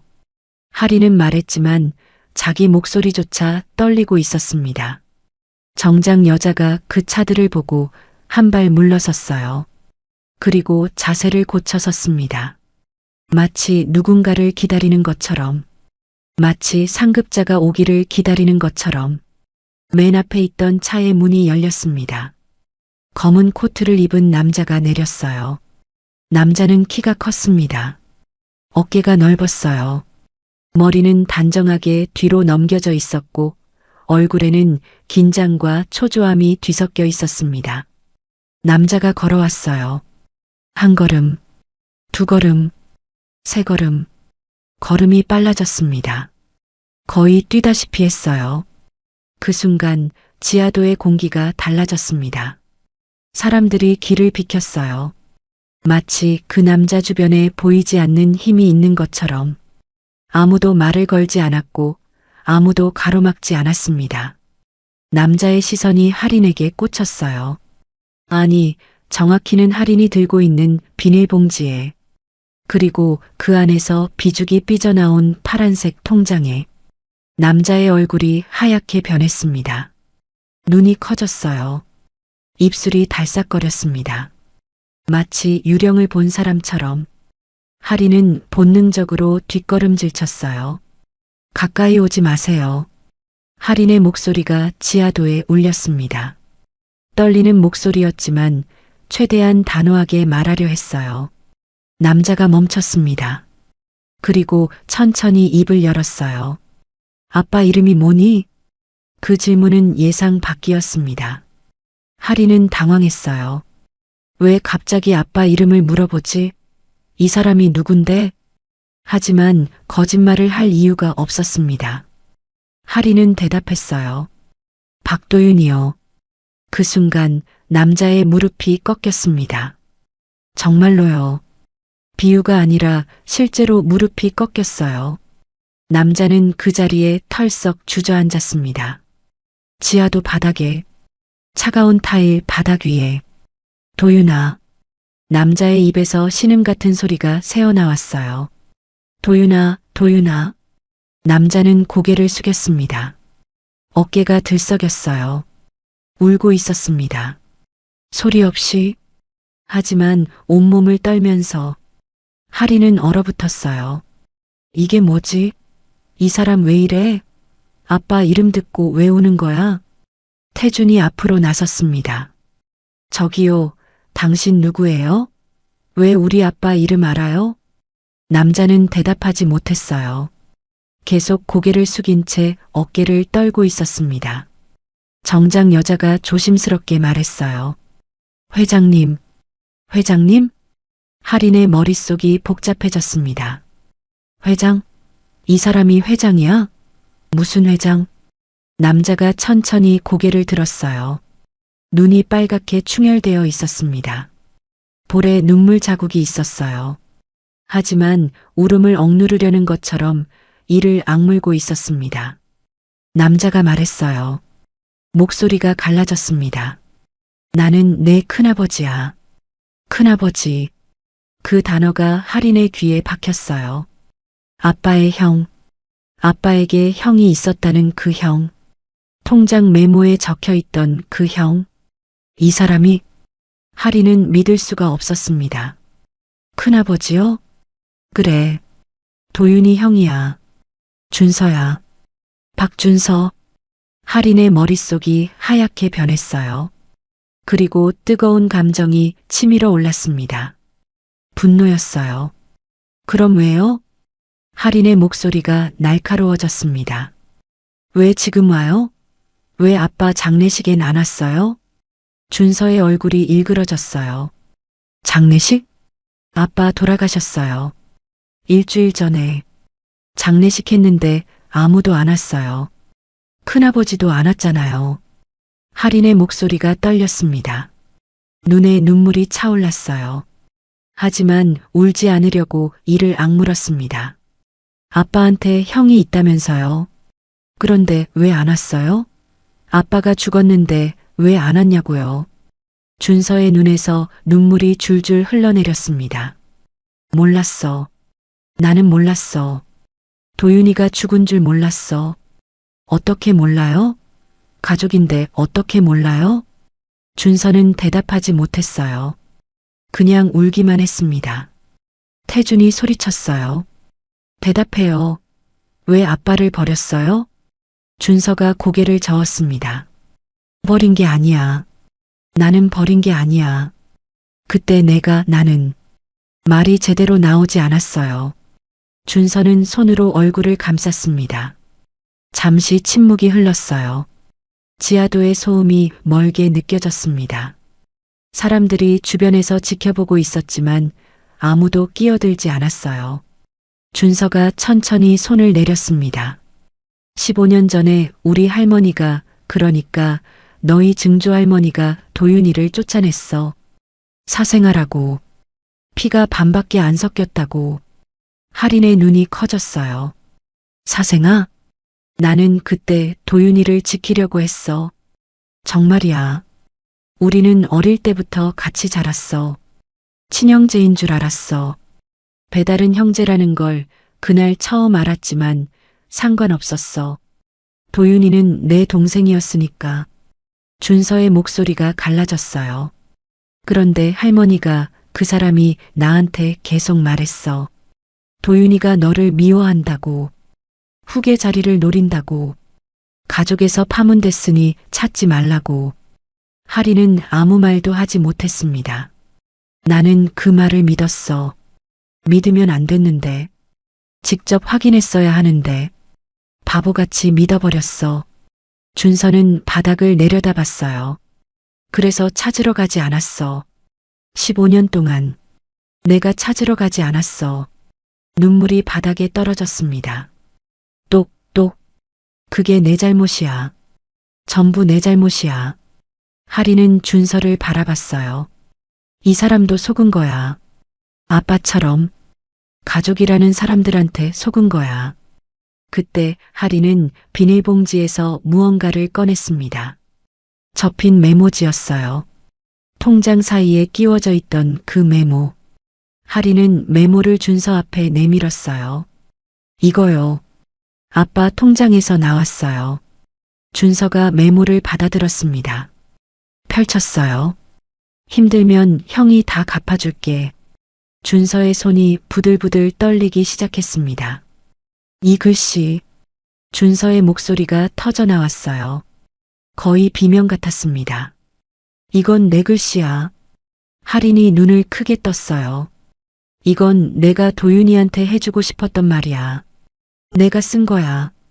15년 전에. 준서는 메모를 꽉 쥐었습니다. 종이가 구겨졌어요. 도윤이가 이걸 가지고 있었어? 15년 동안? 하리는 고개를 끄덕였어요. 아빠 옷장 깊숙이 있었어요. 통장이랑 같이. 준서의 몸이 무너졌습니다. 이번에는 진짜로 무너졌어요. 바닥에 손을 짚고 고개를 숙였습니다. 어깨가 격하게 흔들렸어요. 도윤아, 미안해. 울음이 터져 나왔습니다. 미안해. 형이 늦었어. 형이 너무 늦었어. 준서는 바닥을 쳤어요. 손바닥이 타일에 부딪혔습니다. 찰싹 찰싹. 내가 찾았어야 했는데, 내가 지켰어야 했는데, 왜 이제 와서, 왜 이제 와서야. 하리는 그 모습을 보며 눈물이 흘러내렸어요. 이 사람은 진짜 아빠 형이야. 진짜 아빠를 사랑했던 사람이야. 태준이 물었습니다. 목소리가 떨렸어요. 저기요, 그럼 우리 잡혀가는 거 아니에요? 준서가 고개를 들었어요. 눈물 범벅이 된 얼굴로. 아니다. 준서는 고개를 저었습니다. 잡혀가는 거 아니야. 내가 늦은 거야. 내가 너무 늦은 거야. 준서는 바닥에 주저앉은 채 한참 동안 울었습니다. 지하도를 지나는 사람들이 힐끗힐끗 쳐다봤어요. 고급 정장을 입은 중년 남자가 바닥에 앉아 우는 모습은 분명 이상했을 겁니다. 하지만 아무도 다가오지 않았어요. 검은 차들과 정장 입은 사람들이 주변을 둘러싸고 있었으니까요. 하리는 그 모습을 지켜봤습니다. 이 사람이 진짜 큰아버지일까? 아빠의 형일까? 아빠는 왜 이 사람 얘기를 한 번도 안 했을까?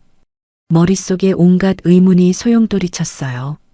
준서가 천천히 고개를 들었습니다. 눈이 빨갛게 충혈되어 있었어요. 볼에는 눈물 자국이 선명했습니다. 너희 지금 갈 데 있니? 하리는 대답하지 못했어요. 갈 데가 없었습니다. 그걸 인정하기가 싫었어요. 처음 보는 사람 앞에서 우리가 얼마나 비참한 상황인지 보여주고 싶지 않았습니다. 준서는 하린의 침묵을 이해한 것 같았어요. 일단 따뜻한 데로 가자. 얘기는 거기서 하자. 싫어요. 하린이 단호하게 말했습니다. 아저씨가 진짜 큰아버지인지 어떻게 알아요? 증거가 뭔데요? 준서는 잠시 하린을 바라봤어요. 그리고 천천히 일어섰습니다. 바지에 묻은 먼지를 대충 털었어요. 그래, 내 말이 맞아. 증거가 필요하지. 준서는 주머니에서 지갑을 꺼냈습니다. 그리고 그 안에서 사진 한 장을 빼냈어요. 낡은 사진이었습니다. 모서리가 달아 있었고 색이 발해 있었어요. 오래전에 찍은 것 같았습니다. 사진 속에는 두 남자가 있었어요. 20살쯤 되어 보이는 청년 둘. 나란히 서서 웃고 있었습니다. 준서가 사진을 하린에게 내밀었어요. 이거 봐. 하린은 조심스럽게 사진을 받아들었습니다. 사진 속 한 남자는 눈앞에 있는 준서였어요. 젊을 때 모습, 그리고 옆에 있는 남자는 하린의 숨이 멎었습니다. 아빠였어요. 젊은 아빠. 20살쯤 됐을 때의 아빠. 지금보다 훨씬 어리고 주름도 없고 머리도 까맣던 시절의 아빠. 하지만 분명히 아빠였습니다. 그 눈, 그 코, 그 웃는 모습. 틀림없었어요. 하린의 손이 떨렸습니다. 이거 언제요? 25년 전이야. 내가 21살, 도윤이가 18살 때. 준서의 목소리가 떨렸어요. 우리 형제는 어릴 때부터 붙어 다녔어. 세 차이밖에 안 나서 친구처럼 지냈지. 나는 도윤이가 친동생인 줄 알았어. 평생? 태준이 다가왔습니다. 사진을 보더니 눈이 커졌어요. 진짜 아빠네. 소은도 다가와서 사진을 봤어요. 막내 이드는 상황을 이해하지 못하고 그냥 언니 다리에 매달려 있었습니다. 준서가 말을 이었어요. 그런데 15년 전에 할머니가, 그러니까 너희 증조할머니가 모든 걸 폭로했어. 도윤이는 사생아라고. 아버지가 바깥에서 낳은 자식이라고. 배달은 형제라고. 하리는 눈을 크게 떴어요. 사생아. 배달은 형제. 그날 할머니는 도윤이를 쫓아냈어.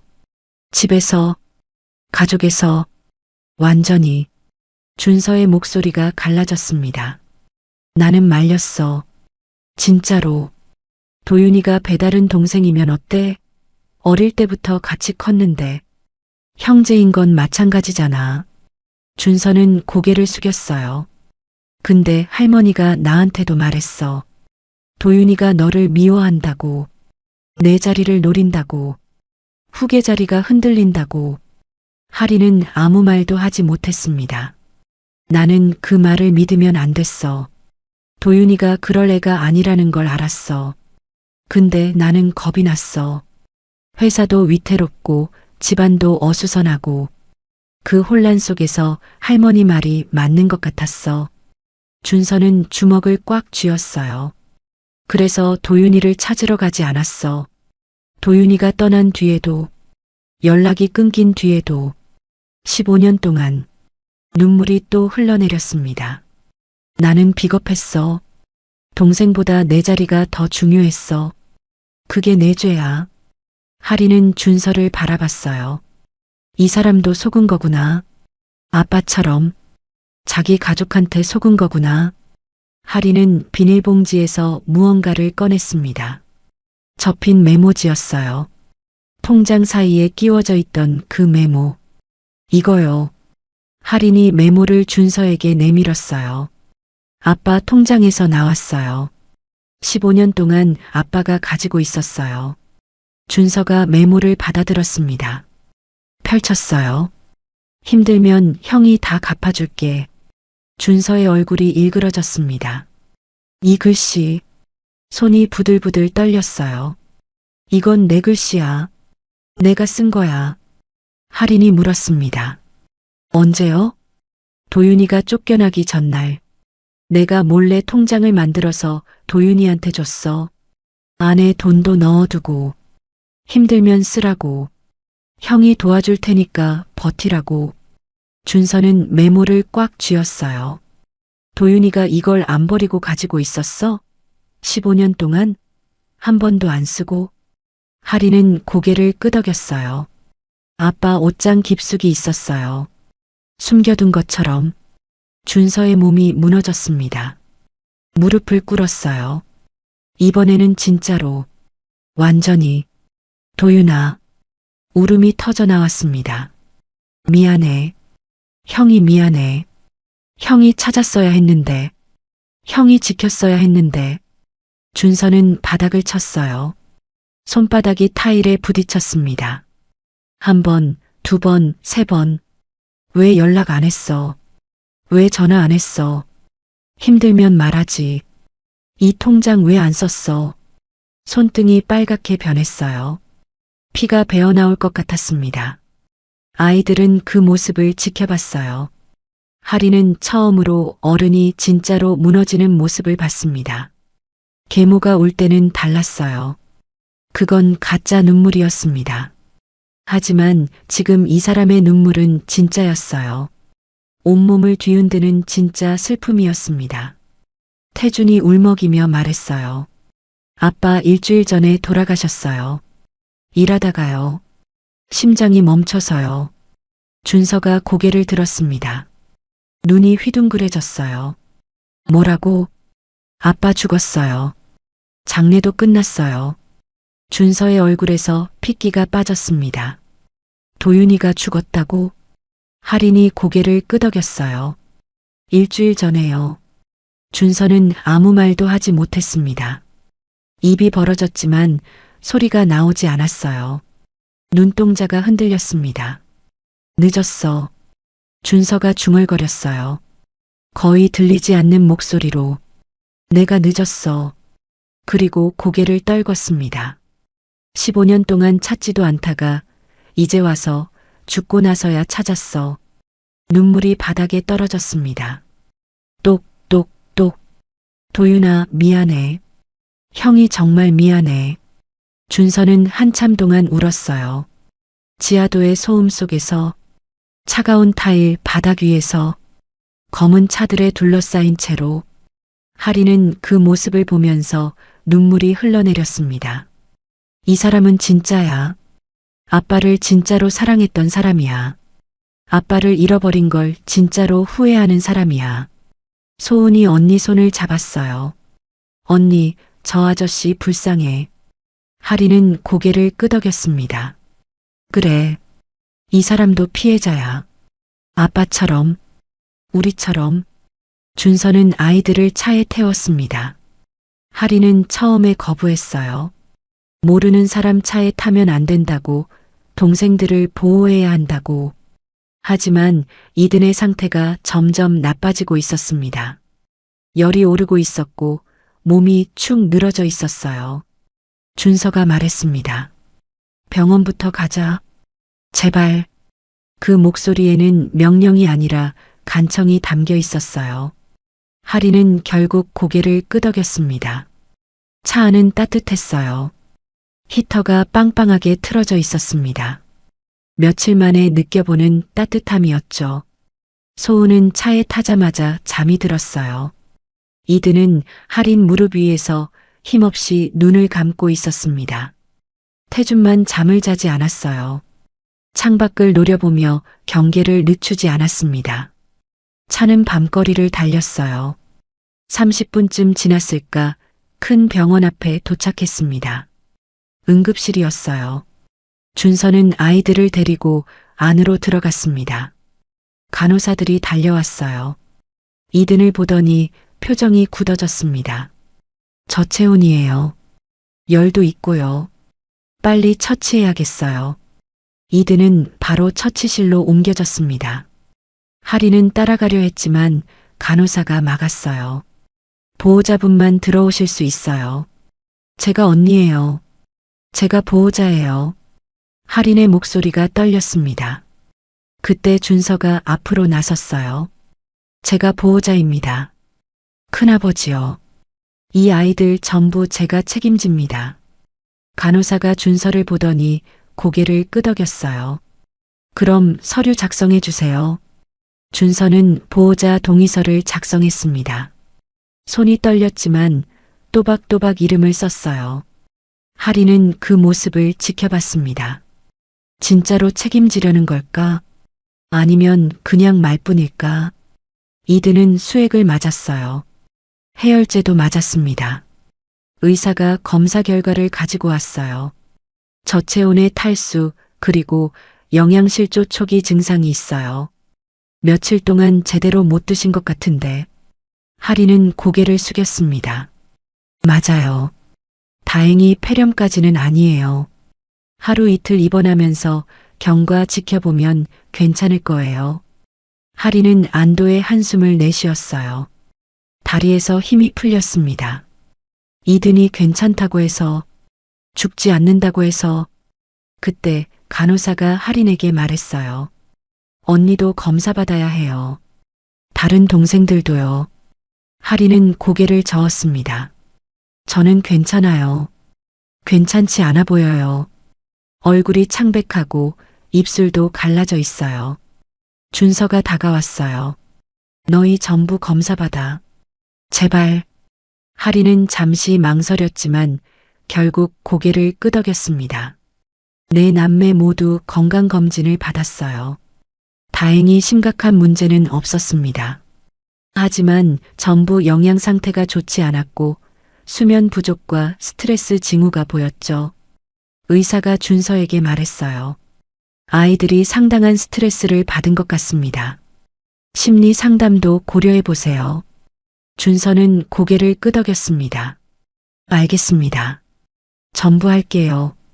새벽 4시가 넘어서야 검사가 끝났어요. 이든은 병실에 입원했고 나머지 세 남매는 병실 소파에서 잠이 들었습니다. 며칠 만에 따뜻한 곳에서 자는 잠이었어요. 하린만 깨어 있었습니다. 잠이 오지 않았어요. 너무 많은 일이 있었습니다. 머릿속이 복잡했어요. 준서가 커피를 들고 다가왔습니다. 앉아? 못 자요. 그래, 나도. 준서는 하린 옆에 앉았어요. 한참 동안 아무 말 없이 창밖을 바라봤습니다. 그러다 입을 열었어요. 내일부터 변호사 만날 거야. 하린이 고개를 돌렸습니다. 변호사요? 응. 너희 후견인 문제. 내가 법적으로 너희 보호자가 되려면 절차를 밟아야 해. 하린의 심장이 뛰었어요. 그게 무슨 말이에요? 너희가 시설에 가거나 뿔뿔이 흩어지는 건 막아야지. 그러려면 내가 공식적으로 보호자가 돼야 해. 하리는 아무 말도 하지 못했습니다. 이 사람이 진짜로 우리를 책임지겠다는 거야? 학교도 알아볼 거야. 너희 4명이 같은 동네에서 다닐 수 있게 전학 절차도 밟고. 준서는 하린을 똑바로 바라봤어요. 그리고 계모. 그 여자는 내가 처리할 거야. 하린의 눈이 커졌습니다.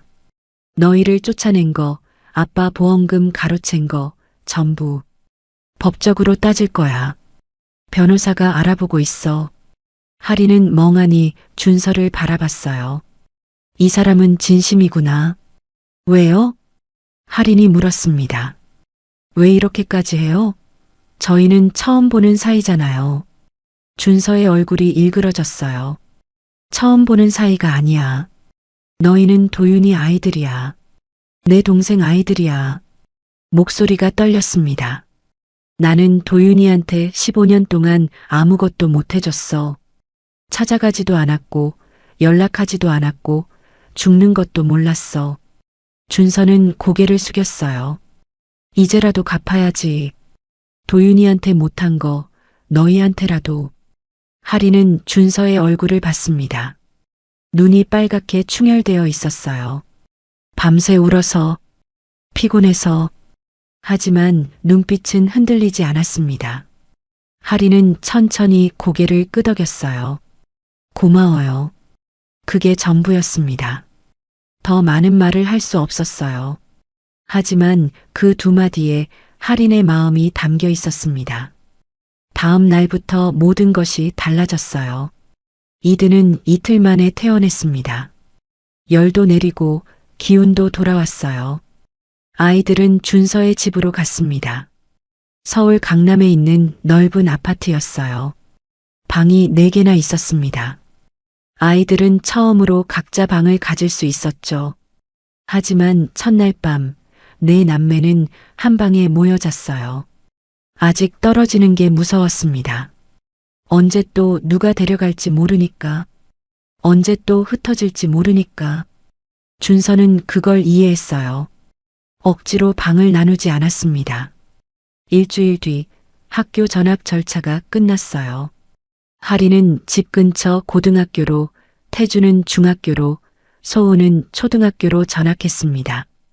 전부 걸어서 15분 거리였어요.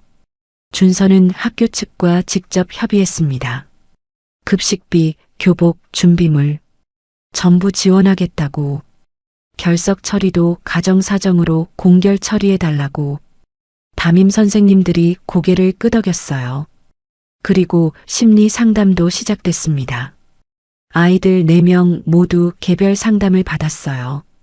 일주일에 한 번씩 아빠를 잃은 슬픔, 쫓겨난 트라우마, 거리에서 떠돌았던 공포, 전부 이야기했습니다. 상담사가 말했어요. 아이들이 가장 무서워하는 건 흩어지는 거예요. 형제랑 떨어지는 거요. 준서는 고개를 끄덕였습니다. 그건 절대 안 일어나게 할게요.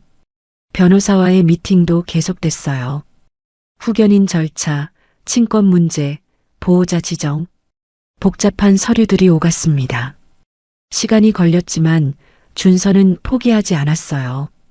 계모 쪽에서 연락이 왔습니다. 아이들을 데려가겠다고, 보험금 문제로 협조하라고. 협박에 가까운 연락이었어요. 준서는 변호사를 통해 대응했습니다.